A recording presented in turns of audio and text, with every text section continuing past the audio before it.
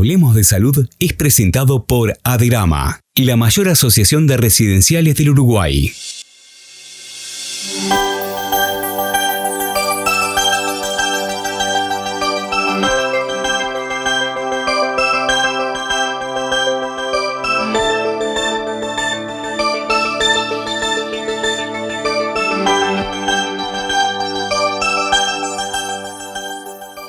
Y llegó la hora de hablar de salud. Sean ustedes muy bienvenidos. Comenzamos la edición del día de hoy con la doctora Helena Deuche, quien nos habla sobre el virus del dengue. Nos dice qué debemos tener en cuenta si viajamos, cuáles son los síntomas de esta enfermedad y qué hacer para prevenirla, así como también para evitar la reproducción de los mosquitos.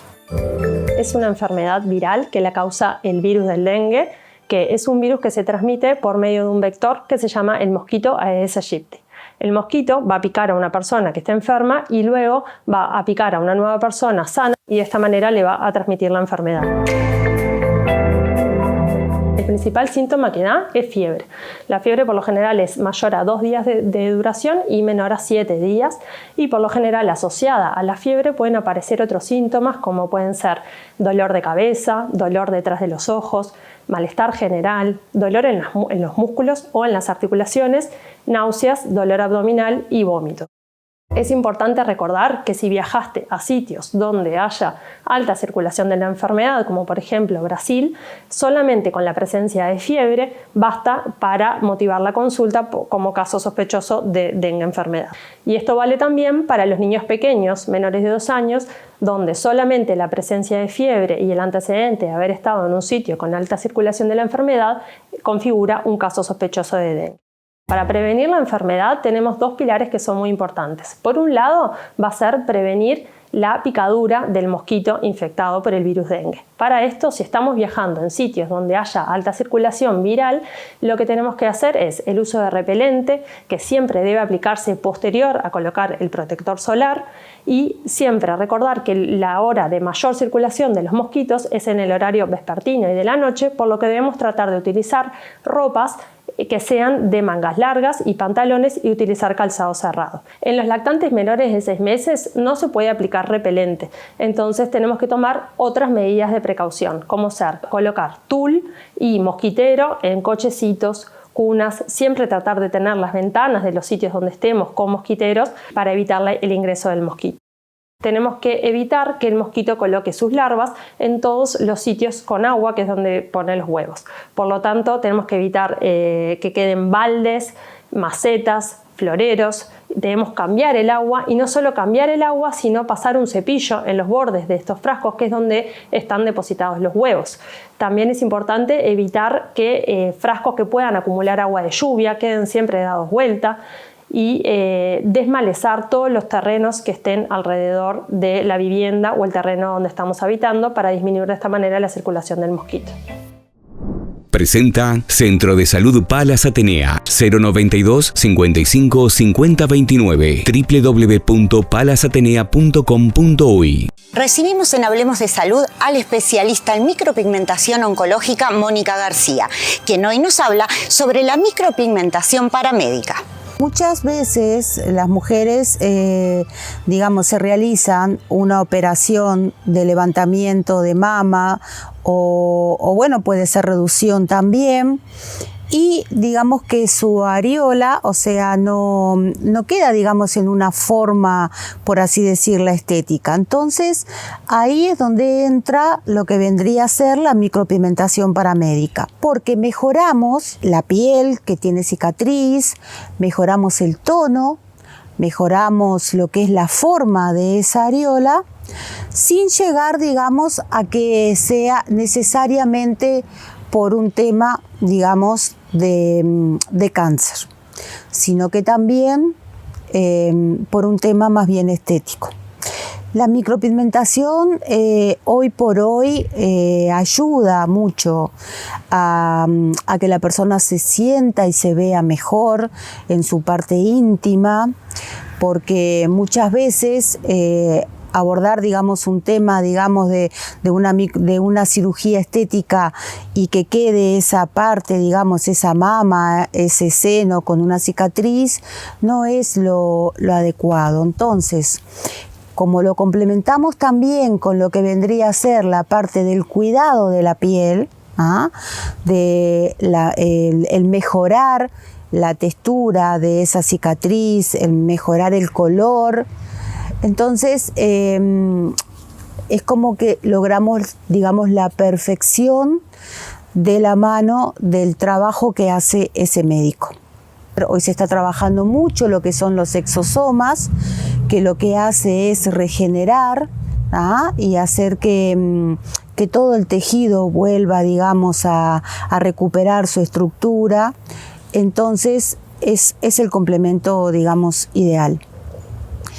Y la micropigmentación, si lo vamos a hablar por la parte, digamos, oncológica, como ya lo hemos hablado en otra ocasión también en el programa, también es muy importante porque esas mujeres que han pasado por una mastectomía, que digamos recuperan la forma, ¿no?, por la prótesis que por suerte hoy se le coloca, pero obviamente que lo que han perdido ha sido la areola y el pezón. Entonces ahí es que la micropigmentación oncológica juega un papel muy importante porque lo que logramos es plasmar en esa piel, en esa mama, por así decirlo, lo que vendría a ser su areola y su pezón en una especie de, por así decirlo, para que lo entiendan, tatuaje estético. Aderama. Somos la Asociación de Residenciales del Uruguay. Infórmese al 099-107-950. El doctor Daniel López nos habla hoy sobre los alimentos que mejoran la memoria y nos dice cuáles debemos consumir. Alimentos para la memoria, la verdad que hay, porque tienen nutrientes que son antioxidantes. La oxidación es un fenómeno que se produce naturalmente en el organismo y aumenta con el estrés cotidiano. Y podemos consumir alimentos con nutrientes que tienen antioxidantes. ¿Cuáles, doctor? ¿Qué me ayuda para la memoria? Y bueno, los frutos rojos tienen antioxidantes. Las frutillas, las moras, las frambuesas, las cerezas, todo eso está lleno de antioxidantes. Y en el mundo vegetal, doctor, y un montón. Recuerde, la farmacia más importante del país son las verdulerías, con lo cual espinaca, zanahorias, tomate, brócoli, los morrones, cualquier color, amarillo, rojo, verde, tienen alta cantidad de antioxidantes. Frutos secos, la nuez, las castañas, las avellanas, eso es muy útil. Las legumbres también, los porotos, garbanzos, lentejas, los granos enteros, no los refinados. Puede ser, por supuesto, trigo, avena, cebada, pero no hay como el arroz integral, que tiene la cascarita donde está lleno de nutrientes necesarios para el sistema nervioso central. El huevo, ¿hace mal, doctor, el huevo? No, la verdad que no. Si no tiene algo específico de enfermedad que el médico lo contraindique, la yema tiene colina y eso sintetiza, fabrica en el cerebro un neurotransmisor que se llama acetilcolina, muy importante para la memoria. Omega 3, ácidos grasos omega 3, ¿dónde? En los pescados de mar, en el salmón, en la caballa, en la sardina, en el mundo vegetal, en las semillas de chía, de lino. Todo lo que le dije son medicamentos para conservar la memoria. Espero haya resultado de interés y de utilidad.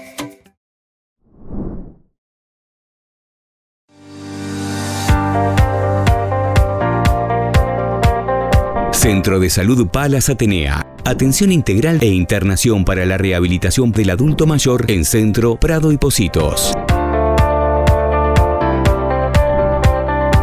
092 55 50 29 www.palasatenea.com.uy.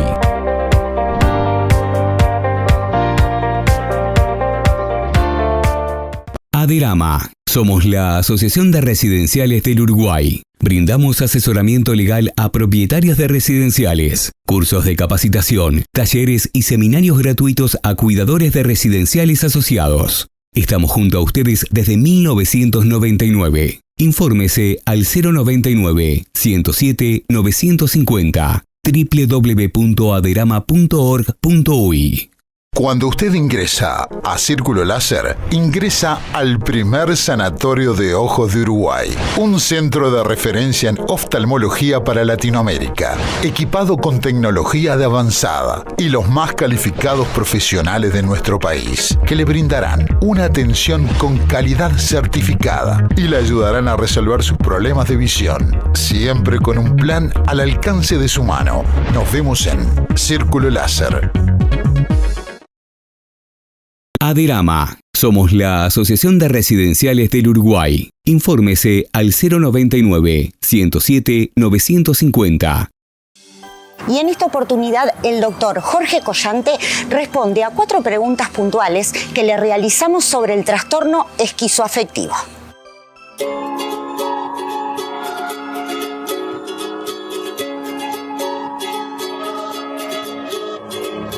El trastorno esquizoafectivo es un trastorno que está a caballo entre lo que serían los trastornos psicóticos y lo que serían los trastornos del humor. Es decir, por una parte tenemos una sintomatología que pertenece a las esquizofrenias, por ejemplo, que serían alucinaciones, delirios, desestructuración del pensamiento, y por otro lado tendríamos variaciones en el humor, como en el trastorno bipolar. Tendríamos fases maníacas, fases de incluso depresión mayor.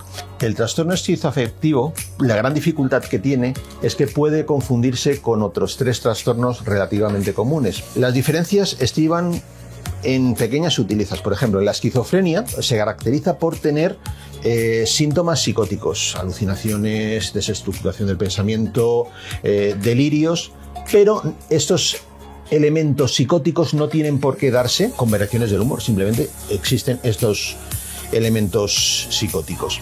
Luego tenemos el trastorno bipolar. Tenemos una fase maníaca en la cual se desparrama mucho, y luego por otra parte te viene la fase depresiva en la cual puedes entrar en una depresión muy profunda. En el trastorno bipolar los elementos psicóticos solamente se dan en las fases de pico, en la fase maníaca y en la fase depresiva. Y luego tenemos la depresión mayor. La depresión mayor es un estado depresivo grave que en las fases más importantes, más duras de este trastorno se pueden dar situaciones psicóticas, delirios o alucinaciones, pero que tienen un contenido parecido al contenido en sí de la depresión. La diferencia con respecto a las demás es que el trastorno esquizoafectivo, las variaciones de humor tienen elementos psicóticos, pero también se pueden dar elementos psicóticos sin que haya variaciones del humor.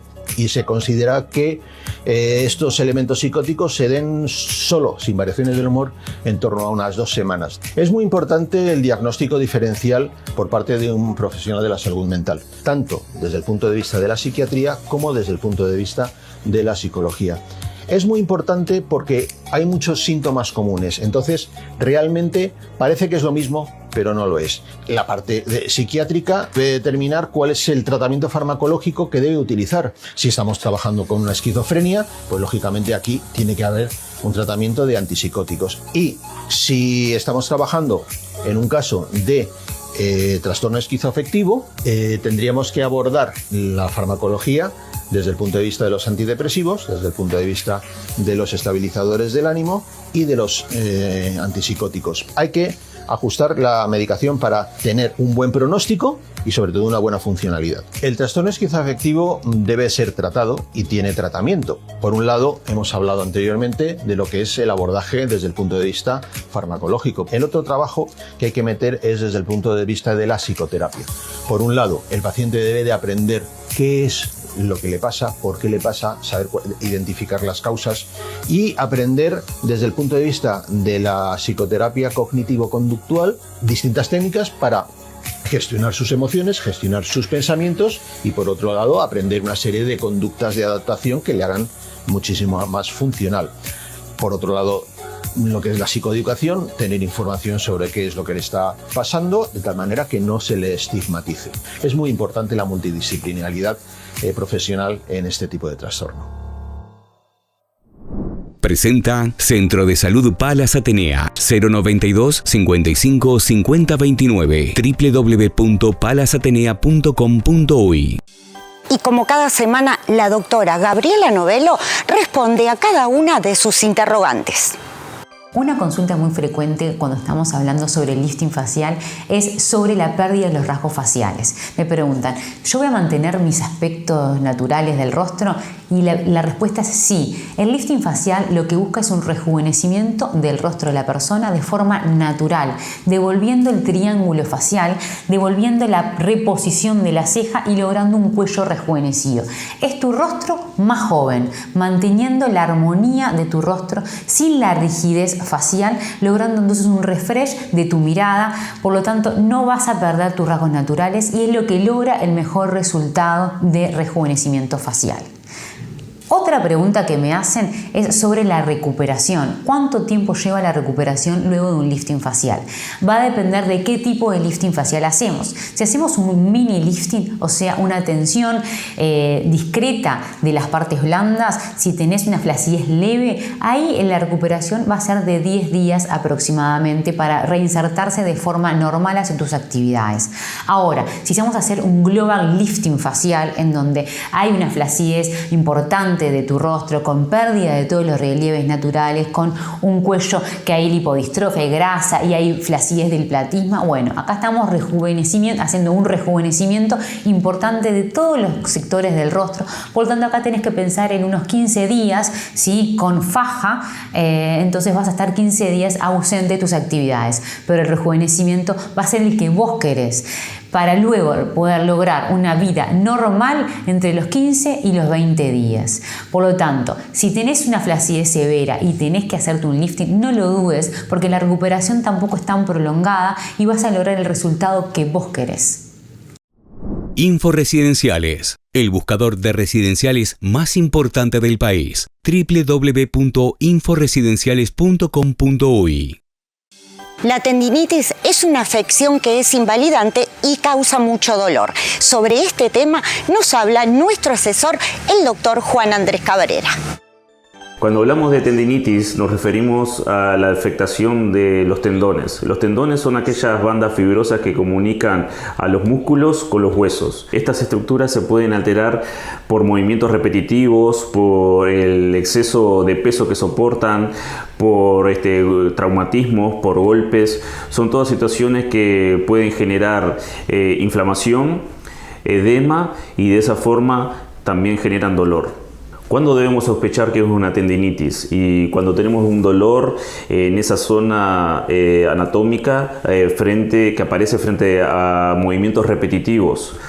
Pero tenemos que tener en cuenta que no nos podemos automedicar. Lo primero que tenemos que hacer ante un dolor de estas características es consultar a nuestro médico, porque a partir de allí él nos va a orientar frente a los estudios pertinentes para realizar el diagnóstico adecuado y a partir de allí un correcto tratamiento, porque hay múltiples estructuras, hay múltiples tendones en el cuerpo que merecen distintos abordajes, desde un tratamiento analgésico, antiinflamatorio, hasta una rehabilitación, pasando por el intervencionismo en dolor. Esto es importante que sea llevado a cabo por un médico especialista en esta disciplina para que de esa forma se encuentre la solución a este tipo de dolor. Por lo tanto, les reitero que frente a la sospecha de una situación de tendinitis, lo primero es consultar al médico. No debe de automedicarse, no debe de vendarse la zona afectada, no debe ponerse frío ni calor en ese lugar. Debe consultar al médico, que él va a ser el que va a determinar si usted necesita algún estudio necesario para el diagnóstico y a partir de allí darle el tratamiento indicado para lo que usted está padeciendo. Cuando usted ingresa a Círculo Láser, ingresa al primer sanatorio de ojos de Uruguay, un centro de referencia en oftalmología para Latinoamérica, equipado con tecnología de avanzada y los más calificados profesionales de nuestro país, que le brindarán una atención con calidad certificada y le ayudarán a resolver sus problemas de visión, siempre con un plan al alcance de su mano. Nos vemos en Círculo Láser.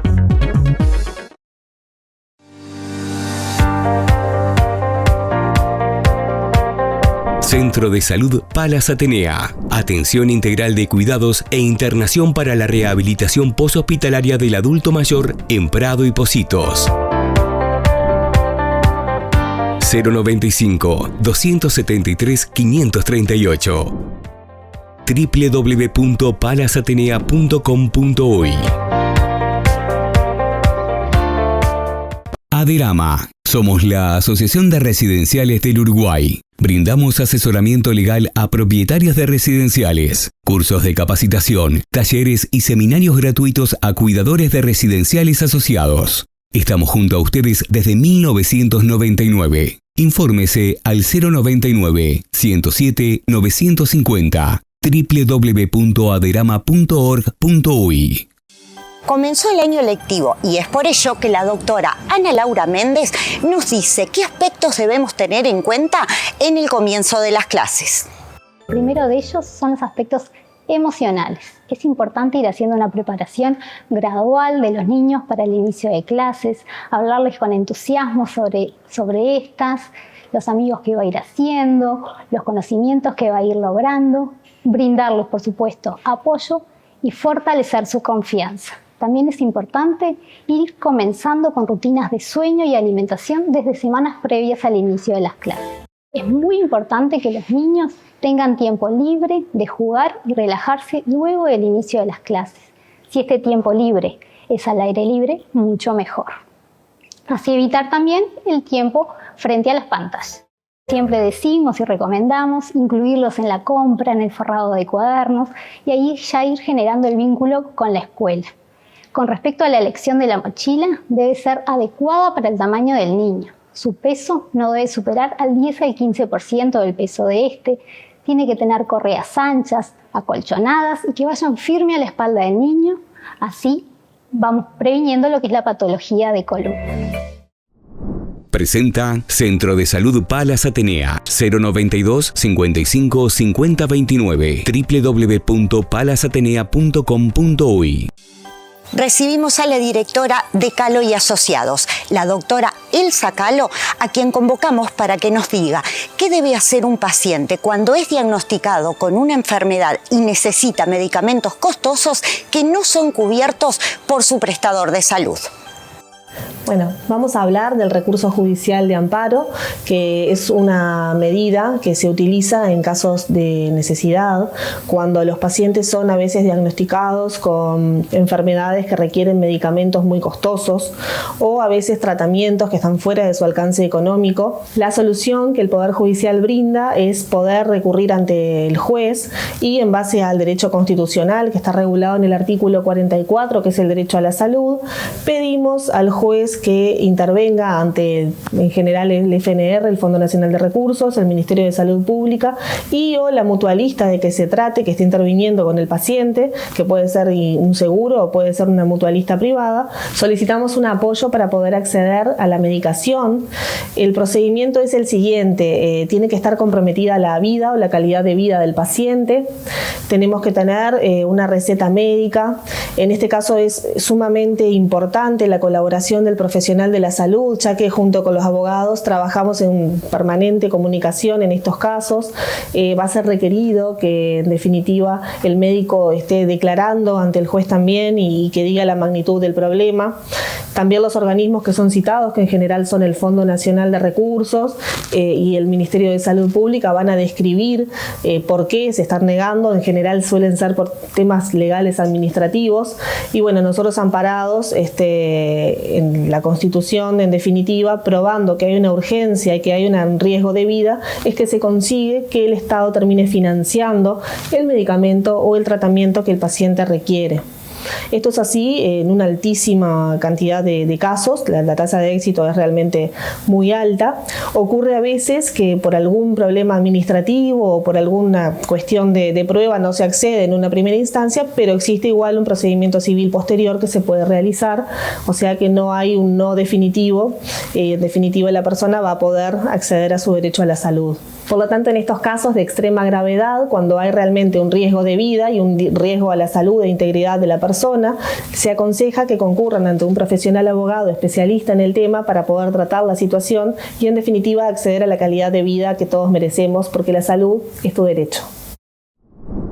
Aderama. Somos la Asociación de Residenciales del Uruguay. Infórmese al 099-107-950. El tema que aborda hoy nuestra asesora en odontología, la doctora Laura Sánchez, es la higiene y los cuidados de los implantes dentales. Necesitamos saber cuáles van a ser los cuidados para nuestros implantes. Obviamente va a ser un buen cepillado que lo vamos a hacer en el maxilar superior de arriba hacia abajo, en el maxilar inferior de abajo hacia arriba, siempre un buen barrido. También lo vamos a acompañar con el uso del hilo dental.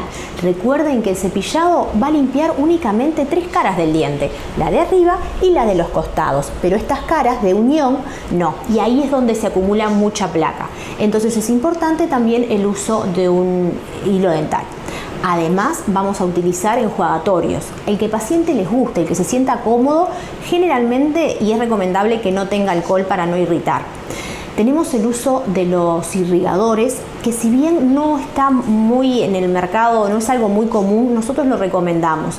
Recuerden que tenemos pacientes con estructuras fijas y estructuras que no se pueden pasar. Hilo dental, se usan lo que se llama un enhebrador, que su higienista le va a explicar cómo se usa. Es una herramienta maravillosa para nuestros pacientes que tienen puentes y no se pueden pasar el hilo. Es muy fácil y el enhebrador le limpia y le da una sensación de limpieza y frescura al paciente muy importante. Volviendo al irrigador, los irrigadores también se van a usar cuando tenemos esas estructuras largas, tanto sean puentes o en toda la boca fija. Es un aparatito que tira un agua con un spray, entonces va a barrer cualquier resto de alimento que pueda quedar entre nuestra rehabilitación y la encía. El irrigador lo recomendamos y se usa cada vez más porque el paciente es de muy fácil uso y tiene muchos beneficios. Y por supuesto, y sin ser redundantes con esto, los controles periódicos. Es el profesional el que va a detectar si ese implante está en buenas condiciones. Recuerden que los implantes no duelen, entonces podemos tener enfermedades como una perimplantitis que son muy silenciosas porque el paciente no se va a dar cuenta. Sí lo va a detectar el profesional. También es dentro de lo posible, si es un paciente fumador, que intente disminuir, porque la nicotina va a afectar directamente nuestra encía, que es la barrera de defensa que tenemos para nuestros implantes. Intentar eliminar dentro de lo posible hábitos, esos hábitos como morder un lápiz, morderse las uñas, que son parafuncionales que le van a generar a nuestra corona o a nuestra rehabilitación fuerzas indebidas que van a hacer que nuestros implantes estén sobreexigidos por esos hábitos parafuncionales de nuestros pacientes. Por supuesto que es algo inconsciente y el paciente se tiene que educar para poder evitarlos. También es muy importante tener en cuenta que nuestro implante está anquilosado al hueso. ¿Qué quiere decir esto? No está como nuestro diente en un ligamento periodontal que va a amortiguar las fuerzas. Entonces, cada vez que nosotros mordemos o tenemos alguna parafunción, son fuerzas muy bruscas, muy excesivas, que también pueden generar algún daño al hueso. Todo eso va a ser educado por su profesional para darle más longevidad a sus implantes y sobre todo a sus rehabilitaciones, que no se fracturen las coronas y que realmente sea una rehabilitación definitiva. También se va a recomendar el uso de una placa mioneurorelajante a nuestros pacientes que tienen implantes prácticamente en toda la boca, tanto sea superior como inferior, por lo que explicábamos de las fuerzas. Una placa de estabilización oclusal, que son las transparentes que usamos para dormir, para relajar el sistema, va a ayudar también a que esas fuerzas siempre vayan dirigidas de la mejor manera. Todos estos consejos, que es de la diaria, es lo que hacemos nosotros todos los días y que se van a incorporar como nuestros hábitos, van a hacer que las restauraciones sean realmente definitivas y que sean muy longevas en boca, dándole al paciente la seguridad y la tranquilidad de volver a tener nuevamente su función y su estética. Y una vez más hemos llegado muy rápidamente al final de nuestro programa. Les agradecemos su preferencia y compañía y los esperamos aquí la próxima semana en Hablemos de Salud.